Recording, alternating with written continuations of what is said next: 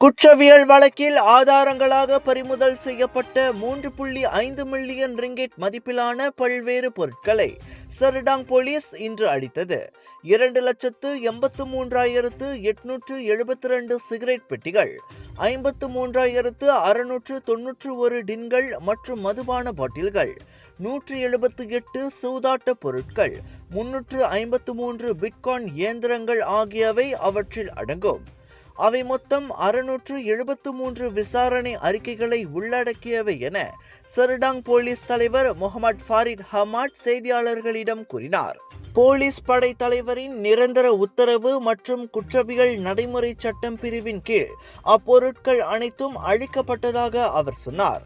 விசாரணைகள் முடிந்த பிறகு நீதிமன்றம் அல்லது அதிகாரிகளின் உத்தரவுப்படி ஆதாரங்கள் தொடர்ந்து இருப்பதை தவிர்க்கவும், எதிர்காலத்தில் தவறாக பயன்படுத்துவதை தடுக்கவும் ஏதுவாக அவற்றை அழிப்பது அல்லது அப்புறப்படுத்துவது வழக்கமாகும்.